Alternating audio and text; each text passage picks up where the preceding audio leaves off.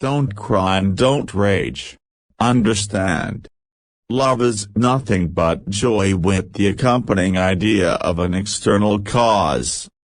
All things excellent are as difficult as they are rare.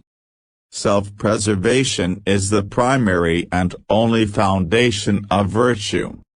We feel and know that we are eternal. Minds, however, are conquered not by arms, but by love and nobility. I call him free who is led solely by reason. Blessedness is not the reward of virtue, but virtue itself. We feel and experience ourselves to be eternal. He alone is free who lives with free consent under the entire guidance of reason. None are more taken in by flattery than the proud, who wish to be the first and are not.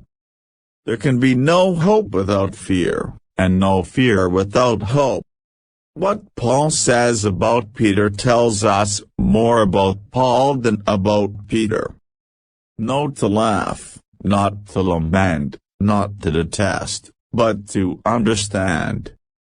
Pride is pleasure arising from a man's thinking too highly of himself. The endeavor to understand is the first and only basis of virtue. When a man is prey to his emotions, he is not his own master. There is no hope unmingled with fear, and no fear unmingled with hope. Be not astonished at new ideas, for it is well known to you that a thing does not therefore cease to be true because it is not accepted by many. I would warn you that I do not attribute to nature either beauty or deformity, order or confusion. Only in relation to our imagination can things be called beautiful or ugly, well ordered or confused. In practical life we are compelled to follow what is most probable, in speculative thought we are compelled to follow truth. I have striven not to laugh at human actions, not to weep at them, nor to hate them, but to understand them. Only in relation to our imagination can things be called beautiful or ugly, well ordered or confused.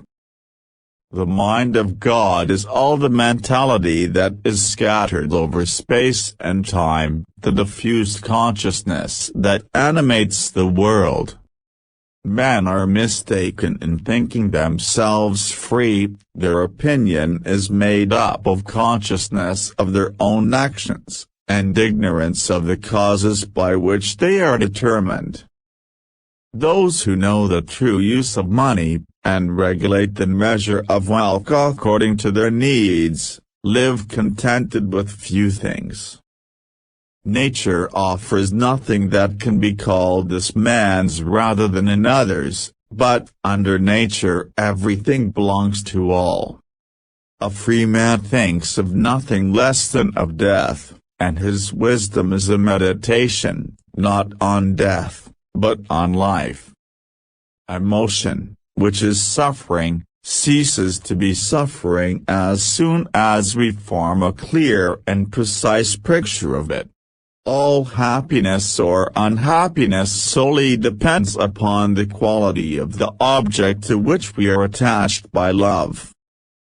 It is certain that seditions, wars, and contempt or breach of the laws are not so much to be imputed to the wickedness of the subjects, as to the bad state of the dominion.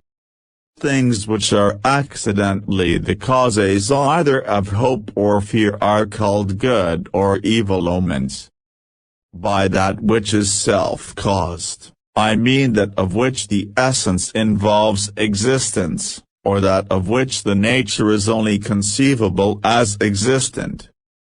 I do not know how to teach philosophy without becoming a disturber of established religion. I saw that all the things I feared and which feared me had nothing good or bad in them save in so far as the mind was affected by them. Better that bright counsels be known to enemies than that the evil secrets of tyrants should be concealed from citizens. Whether this desire for sex is moderate or not, it is usually called lust.